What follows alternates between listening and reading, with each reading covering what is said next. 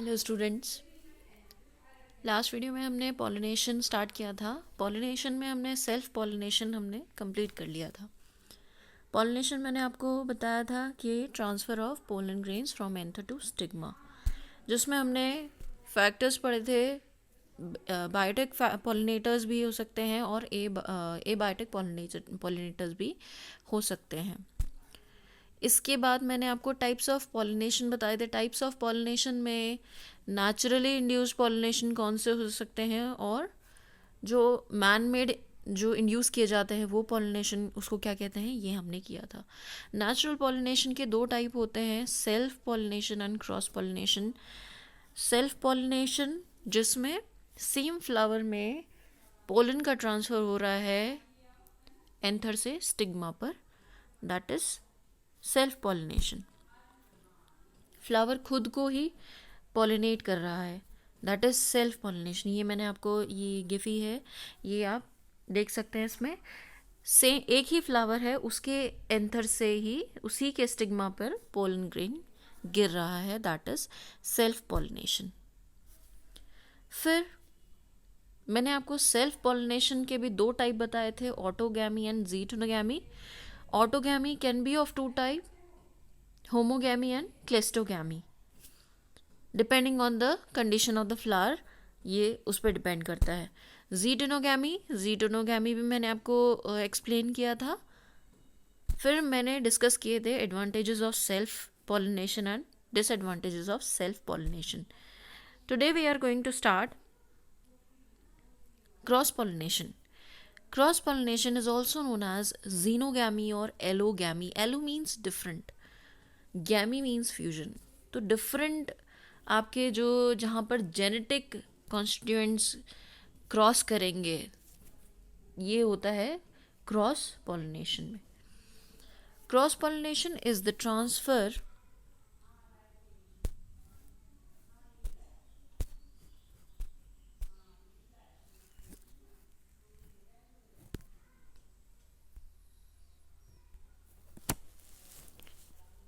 Cross pollination is the transfer of, just a minute, it is the transfer of pollen grains from the anther of one flower to the stigma of the genetically different flower. Genetically different flower का जो stigma होगा उस पे ये land करते हैं। It is also known as xenogamy. Xeno means strange, gamos means marriage. The term allogamy, allos other, gamos means marriage.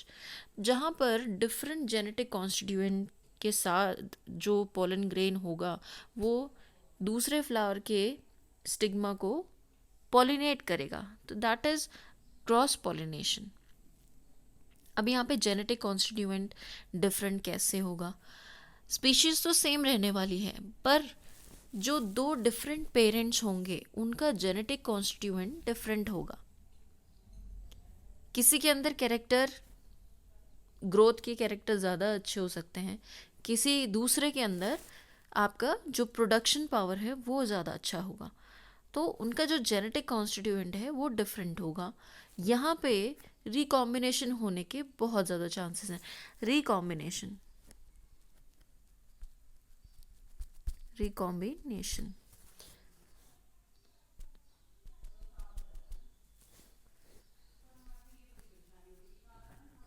Recombination recombination क्या होता है? कॉम्बिनेशन मतलब कंबाइन होना, री दोबारा से, मतलब यहाँ पे जेनेटिक कॉन्स्टिट्यूएंट, डिफरेंट टाइप के जेनेटिक कॉन्स्टिट्यूएंट्स आके मिक्स होते हैं, तो इस पूरे प्रोसेस को क्या कहा जाता है? रिकॉम्बिनेंस। और इससे जो भी हमें जेनेटिक कैरेक्टर्स मिलते हैं उनको रिकॉम्बिनेंट कहा जाता है, राइट? तो क्रॉस पॉलिनेशन के केस में रिकॉम्बिनेंट्स मिलने के बहुत ज़्यादा क्या मिलते ही हैं, हाइब्रिड्स बनते हैं, right? Hybrids with different genetic constituents.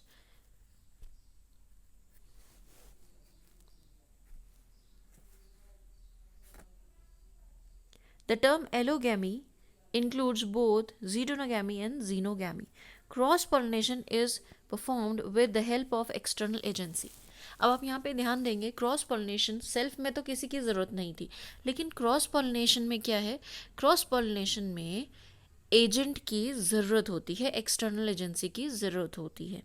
अब वो क्या क्या हो सकते हैं, वो आपके इंसेक्ट्स हो सकते हैं, विंड हो सकती है, वाटर हो सकता है. तो यहाँ पे क्रॉस पॉलिनेशन में एजेंसी की ज़रूरत होती है जो हेल्प करती है ट्रांसफ़र ऑफ पोलन में.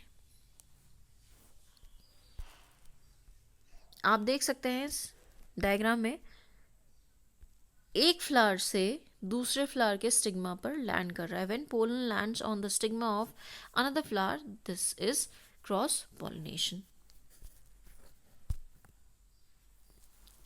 ये देखिए, यहाँ पे एक एजेंट है जो एक फ्लावर से पोलन्स को लेके दूसरे फ्लावर के स्टिग्मा पर शेड कर रहा है. ये आप देख रहे हैं, ये एक बी है. ये बी इस फ्लावर के एंथर से पोलन, जब ये इस फ्लावर पे बैठेगी तो इसकी बॉडी पे इसके पोलन ग्रेन स्टिक कर जाएंगे. तो और जब ये दूसरे फ्लावर पे नेक्टर कलेक्ट करने के लिए जाएगी तो क्या होगा, उसकी बॉडी से पोलन ग्रेन्स इस पे शेड कर जाएंगे.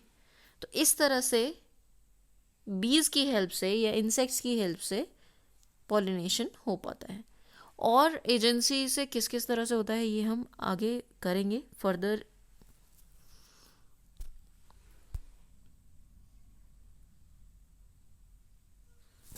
Next, agents of pollination. In angiosperms, pollens are immotile.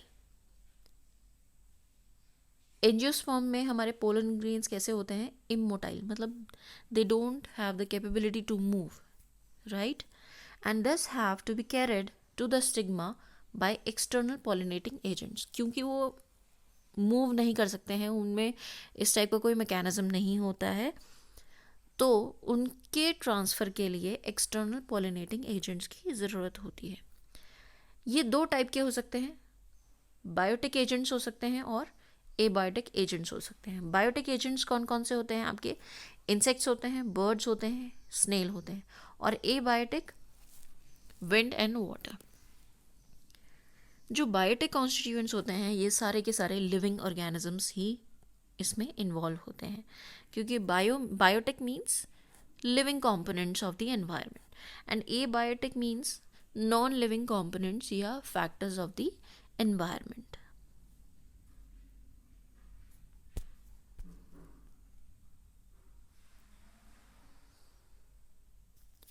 आप यहाँ इस ग्राफ में देख सकते हैं कि जो मैक्सिमम परसेंटेज है, मैक्सिमम परसेंटेज आपका किसके थ्रू हो रहा है, मैक्सिमम परसेंटेज आपका बायोटिक पॉलिनेटर्स के थ्रू हो रहा है. अगर हम एबायोटिक पॉलिनेशन के कंपैरिजन में देखें तो आप यहाँ इस पाई चार्ट में देख सकते हैं, ये येलो पोर्शन रिप्रेजेंट कर रहा है आपका बायोटिक पॉलिनेशन. आप देख सकते हैं कितना बड़ा पोर्शन है येलो कलर का, तो ये आपका कौन सा है, ये बायोटिक का है. और एबायोटिक आपके, आप यहाँ ध्यान से देखेंगे तो दो कलर रिप्रेजेंट कर रहे हैं. जो आपका वाटर है दैट इज ब्लू कलर, आप ब्लू मान सकते हैं इसको, और जो आपका विंड से हो रहा है that is represented by red colour. तो आप देख सकते हैं कितना बहुत कम पोर्शन, और सबसे कम पोर्शन किसका है, वाटर की हेल्प से जो पॉलिनेशन हो रहा है, राइट. अब हम पढ़ते हैं एक एक करके कौन कौन से एजेंट्स हैं. सबसे पहले हम बात करेंगे बायोटिक एजेंट्स की. बायोटिक एजेंट्स में सबसे पहला होता है entomophily. Entomophily is related to insects. Entomology is the branch of biology which deals with the study of insects. Entomology क्या होती है,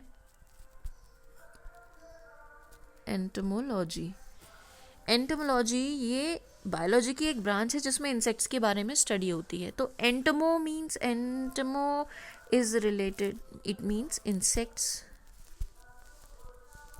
एंटमो मीन्स इंसेक्ट्स, तो entomophily means pollination by insects. Entomophily याद रखिएगा, एंटमोफिली इंसेक्ट्स के हेल्प से जो पॉलिनेशन होता है दैट इज एंटमोफिली। कई बार आपके पेपर में पूछा जाता है एंटमोफिली में एजेंट क्या होता है, right, what are the various modes of pollination through biotic agents. तो ये आपका एग्जाम पॉइंट ऑफ व्यू से बहुत इंपॉर्टेंट है। Agency is agency of insects like moth, butterfly, wasp, बीज, बीटल्स। तो ये सब हेल्प करते हैं ट्रांसफर ऑफ पोलन ग्रेन्स में। ये किन किन में पाया जाता है? Salvia, yucca and ficus. अब फाइकस क्या होता है? आपने शायद यक्का और साल्विया ना देखा, लेकिन आपने फाइकस ज़रूर देखा होगा। फाइकस होते हैं, बरगद भी आपने देखा होगा। बरगद में जब आप फ्रूट देखते हैं तो फ्रूट जब नीचे गिरता है तो उसमें से कुछ इंसेक्ट्स बाहर निकलते हैं। जैसे ही वो गिरता है नीचे वो ब्रेक कर जाता है, और उसमें से जैसे ही ब्रेक करता है तो इंसेक्ट्स निकलते हैं उसमें। आप देखते हो उसमें कुछ थ्रेड लाइक स्ट्रक्चर्स होते हैं, कुछ इस टाइप से होते हैं। तो वो क्या होते हैं? वो फ्लावर्स होते हैं। इन सब में फाइकस में क्या होता है? फ्लावर जो होता है इस थैलमस के अंदर प्रेजेंट होता है, एनक्लोज होते हैं। तो जब फ्लावर बन रहा होता है तो बीज क्या करती हैं? अपने एग इसमें ले करती हैं। तो जैसे जैसे फ्रूट बड़ा होता है तो इंसेक्ट्स भी बड़े होते हैं। इंसेक्ट्स बड़े होते हैं तो वो मूवमेंट करते हैं, और जब मूवमेंट करते हैं तो वो फ्लावर्स जो मैच्योर हो गए हैं उनसे क्या होता है? जो मेल फ्लावर्स हैं उनसे पोलन जो है फीमेल फ्लावर पे, उसके स्टिग्मा पे शेड हो जाता है और पॉलिनेशन होता है। तो ये फाइकस में होता है। आपने गूलर सुना होगा। गूलर जो होता है वो आपका इसी टाइप से उसमें पॉलिनेशन होता है। क्या क्या स्पेशल कैरेक्टर्स होते हैं फ्लावर्स के? ये बहुत इंपॉर्टेंट है। कई बार पेपर में पूछा जाता है कि जो इंसेक्ट्स के थ्रू जो पॉलिनेट होते हैं प्लांट्स, उनके फ्लावर के कैरेक्टर्स क्या होते हैं? सबसे पहली बात, वो ब्राइटली कलर्ड होंगे। Most insects pollinated flowers have landing platform. उनकी शेप इस तरह से होती है कि उसमें लैंडिंग प्लेटफॉर्म मतलब स्प्रेड होते हैं, वाइड स्प्रेड होते हैं, खुले होते हैं, ताकि इंसेक्ट आराम से उस पर बैठ सके। Pollen grains are spiny. Pollen grains spiny होते हैं, हैवी होते हैं, surrounded by yellow oily sticky substance called pollen kit.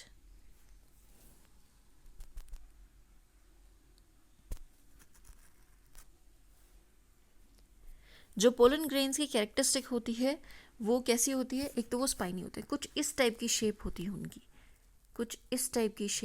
उनकी, ताकि वो इंसेक्ट की बॉडी पे स्टिक कर सके, राइट। तो इस टाइप के कैरेक्टर्स होते हैं, स्पाइनी होते हैं, हैवी होते हैं, स्टिकी सब्सटेंस होता है जो पोलन किट होती है उसकी वजह से।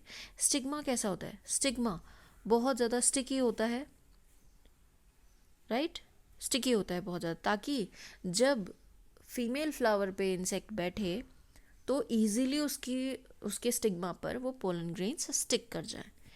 सम flowers provide safe place to insects for laying eggs, जैसे यक्का में फ्लावर में ऐसी स्पेस होती है जिसमें इंसेक्ट्स जो है अपने एग ले करते हैं। सिमिलर उसी में फाइकस जो होता है, फाइकस में भी आपका ऐसा ही होता है। फाइकस में भी जो इंसेक्ट है वो एग ले करता है जब फ्लावर डेवलप हो रहा होता है।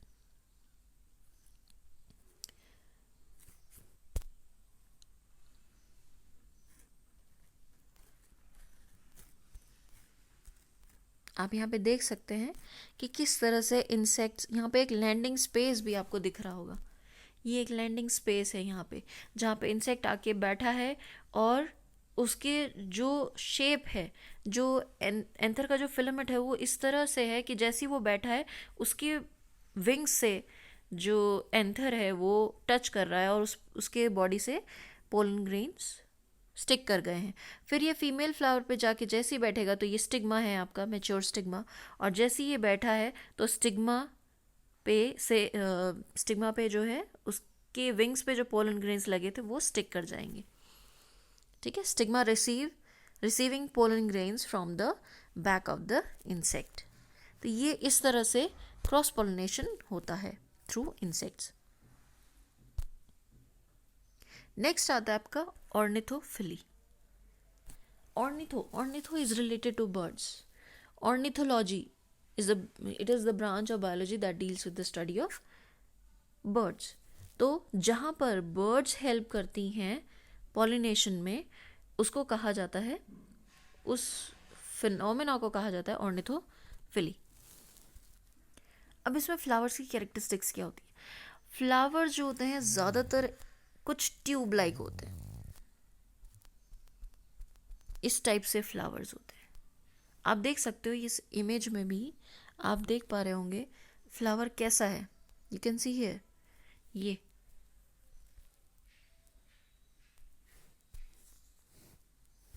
फ्लावर ट्यूब लाइक, इसकी जो स्ट्रक्चर है, शेप है, वो ट्यूब लाइक है, इलोंगेटेड है, इस तरह से है। ऐसे क्यों होती है? ऐसे इसलिए होती है ताकि जो बर्ड है वो अपनी बीक इजीली इंसर्ट कर सके उसमें और नेक्टर सक कर सके, और उसी की बीक पे फिर पोलन ग्रेन्स स्टिक कर जाते हैं। तो जैसे ही वो दूसरे फीमेल फ्लावर पे जाती है नेक्टर कलेक्ट करने के लिए, तो उसकी बीक से जो पोलन ग्रेन्स हैं वो स्टिग्मा पर ट्रांसफ़र हो जाते हैं।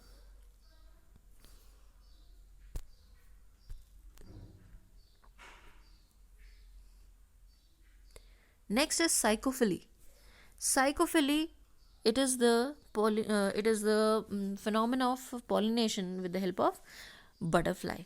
यहाँ पे butterfly help करती हैं pollination में। Next आता है आपका abiotic agents. Abiotic agents में एनिमोफिली आता है। एनिमोफिली, अब आप यहाँ पे इसको एनिमल से रिलेट मत करिएगा, एनिमल नहीं है यहाँ पे एनिमोफिली विंड से रिलेटेड है। किससे रिलेटेड है? विंड से रिलेटेड है। और विंड से किन किन में पॉलिनेशन होता है? कोकोनट, डेट पाम, मेज, ग्रास, कैनबिस आपका धतूरा होता है। इन सभी में क्या होता है? एनिमोफिली से पॉलिनेशन होता है। अब इनके कैरेक्टर्स क्या होते हैं? कैरेक्टर्स को ध्यान में देख लेते हैं। Flowers are colourless, odourless and nectarless. क्योंकि यहाँ पे इंसेक्ट्स के अट्रैक्शन की कोई ज़रूरत नहीं है, वहाँ इंसेक्ट्स किसकी तरफ अट्रैक्ट होते हैं? कलर्स की तरफ। तो यहाँ पे क्योंकि विंड से हो रहा है पॉलिनेशन, तो कोई ज़रूरत ही नहीं है फ्लावर्स के अट्रैक्टिव होने की। तो फ्लावर्स कलरलेस होते हैं, ओडरलेस, किसी स्मेल की ज़रूरत नहीं है, ताकि इंसेक्ट जिस पे अट्रैक्ट होते हैं उसकी कोई ज़रूरत ही नहीं है यहाँ पे। नेक्टर भी नहीं होता है। पोलन ग्रेन्स कैसे होते हैं? पोलन ग्रेन्स बहुत लाइट होते हैं वेट में, ताकि विंड में वो फ्लाई कर सके। ठीक है, लाइट वेट होगा तभी। आपने फेदर देखा होगा, फेदर क्या होता है? फेदर इजीली मूव करता है विंड में क्योंकि वो बहुत लाइट वेट होता है। यही कैरेक्टरिस्टिक यहाँ पे पोलन ग्रेन्स की भी होती है। लाइट वेट होता है, स्मॉल होता है, कुछ केसेस में विंग्स प्रेजेंट हो, स्पेशल स्ट्रक्चर्स प्रेजेंट होते हैं जो विंग का काम करते हैं ताकि वो एक जगह से दूसरी जगह मूव कर सकें। डस्टी, बहुत ज़्यादा फाइन होते हैं, ऐसे जैसे बहुत पाउडरी सब्सटेंस होता है, इस तरह से वो एयर में सस्पेंडेड रहते हैं। ये जो आपका एक होता है पाइन। आपने चीड़ के पेड़ सुने होंगे, चीड़, पाइनस ट्रीज़। तो पाइनस ट्रीज़ में जब पॉलिनेशन होना होता है तो इनमें भी विंड के थ्रू ही होता है। तो जब पॉलिनेशन का टाइम आता है तो उस ट्री के आसपास या वहाँ का जो एनवायरनमेंट, क्लाउड्स जो होते हैं, वो कुछ एयर जो होती है वहाँ की, क्लाउड नहीं बोलूँगी मैं, एयर जो होती है वहाँ की कुछ येलोइश दिखती है। वो उसके पोलन ग्रेन्स की वजह से येलोइश दिखती है, क्योंकि वो एयर में प्रेजेंट होते हैं, सस्पेंडेड हुए हुए रहते हैं। तो वो येलो कलर की इतने ज़्यादा अमाउंट में होते हैं कि वहाँ की वो जो एयर का जो कलर होता है वो भी येलो दिखाई देता है, लाइट येलो कलर का। वो पोलन ग्रेन्स की वजह से होता है। पोलन्स प्रेजेंट होते हैं एयर में, स्मूथ होते हैं, नॉन स्टिकी होते हैं और नॉन वेटेबल होते हैं। बारिश भी पड़े या ह्यूमिडिटी हो तब भी उन पर इतना असर ना पड़े, ठीक है। तो नॉन वेटेबल, भीगने वाले नहीं होते, उनकी जो आउटर टेक्सचर होता है नॉन स्टिकी होते हैं, स्टिक नहीं करते हैं कहीं पर भी। अच्छा, स्टिग्मा का क्या कैरेक्टरिस्टिक है? पोलन का तो देख लिया हमने, स्टिग्मा का क्या कैरेक्टरिस्टिक है? हेयरी होते हैं, फेदरी होते हैं। ऐसा क्यों? ऐसा इसलिए क्योंकि पोलन ग्रेन्स एयर में सस्पेंडेड है, ठीक है। तो जैसे ही एयर के कांटेक्ट में ये स्टिग्मा आएंगे, हेयरी स्टिग्मा आएंगे, तो इजीली उन पे क्या करते हैं, पोलन ग्रेन्स लैंड कर जाते हैं। उन पे फेदरी होते हैं तो एंटेंगल हो जाएंगे या फंस जाएंगे, कैसे भी होगा, स्टिक कर जाएंगे। तो इस तरह से बाहर निकले हुए होते हैं ताकि विंड के कांटेक्ट में रहे स्टिग्मा, राइट। तो इस तरह से इजी टू कैच जैसा स्ट्रक्चर होता है उनका, ताकि जो विंड बॉर्न पोलन ग्रेन्स हैं वो इजीली कैच कर पाए। Pollen grains are produced in very large number. ये स्पेशल कैरेक्टर है औरों के साथ साथ कि उनका जो नंबर होता है वो बहुत लार्ज अमाउंट में होता है। तभी तो मैंने बताया पाइनस में जब पॉलिनेशन होना होता है तो उस टाइम पे वहाँ की जो एयर होती है वो येलोइश होती है, क्योंकि वो बहुत लार्ज अमाउंट में प्रोड्यूस होते हैं, right. You can see here, मेज़ में आपने देखा होगा, मेज़ में जो उसका कॉर्म होता है, अगर ये ऐसे सपोज ये आपका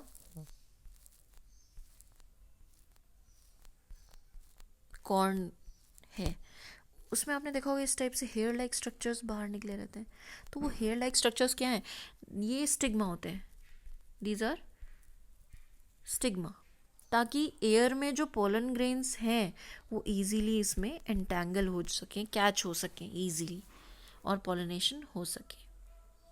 ये देखिए यहाँ पे दिख रहा होगा आपको, ऊपर मेल फ्लावर्स हैं और ये एयर में सस्पेंडेड हैं, और नीचे आपके ये फीमेल, यहाँ पे ये स्टिग्मा निकल रहा है। तो जैसे ही एयर के थ्रू होते हुए यहाँ आएगा तो ये कैच कर जाएगी। या यहाँ तो मैंने आपको एक्सप्लेन करने के लिए ये दिखा दिया, बट ये दूसरे प्लांट, क्योंकि क्रॉस पॉलिनेशन हो रहा है तो इस वाले प्लांट से दूसरे प्लांट में जाता है। इसी तरह से वीट में, ग्रासेस में, ये इन सब में आपको कौन सा मेथड मिलेगा? एनेमोफिली का पॉलिनेशन मिलेगा। नेक्स्ट है हाइड्रोफिली। हाइड्रोफिली उन प्लांट्स में पाया जाता है जो वाटर में प्रेजेंट पाए जाते हैं। एग्जाम्पल ज़ूस्टेरा, वेलिसिनेरिया, ये सारे एक्वेटिक प्लांट्स हैं। कैरेक्टरिस्टिक्स क्या होती है? फ्लावर बहुत स्मॉल होते हैं, इनकॉन्स्पिशियस, माइक्रोस्कोपिक। नेक्टर, ओडर कुछ प्रेजेंट नहीं होता है, क्योंकि यहाँ पे भी इंसेक्ट्स की कोई ज़रूरत नहीं है, क्योंकि वो वाटर के थ्रू जा रहे हैं।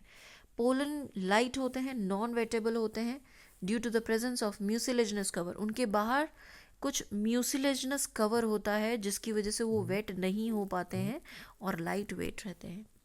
स्टिग्मा कैसा होता है? लॉन्ग होता है, स्टिकी होता है और वेटेबल होता है।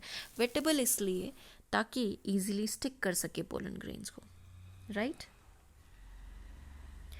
हाइड्रोफिली जो है आपके दो पार्ट्स में डिवाइडेड है। ये दो टाइप की होती है। एपीहाइड्रोफिली जो वाटर सरफेस पे पॉलिनेशन हो रहा है। Example hydrilla, vallisneria. आप यहाँ देख सकते हैं ये वाटर सरफेस पे फ्लावर्स रहते हैं। आप देख सकते हैं यहाँ पे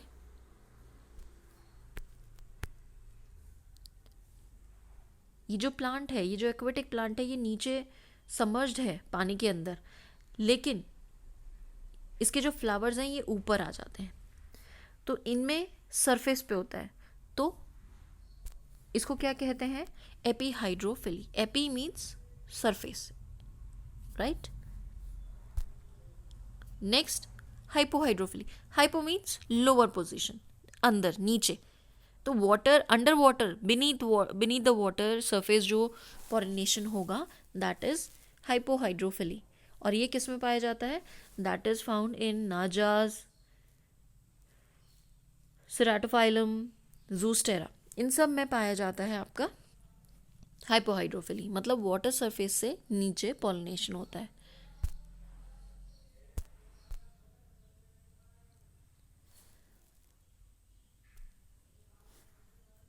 so that's all for today. Next part हम नेक्स्ट वीडियो में कवर करेंगे। नेक्स्ट वीडियो में हम क्रॉस पॉलिनेशन के बारे में, कुछ ऐसे मेथड्स हैं फ्लावर के अंदर, कुछ ऐसी फिनोमेना होते हैं जो क्रॉस पॉलिनेशन को फेवर करते हैं, ये सब हम नेक्स्ट वीडियो में कवर करेंगे क्योंकि बहुत लंबा हो जाएगा वीडियो। ओके, आज हमने क्या क्या कवर किया है?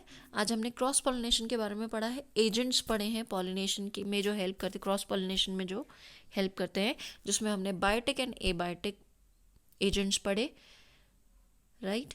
So that's all for today. Thank you.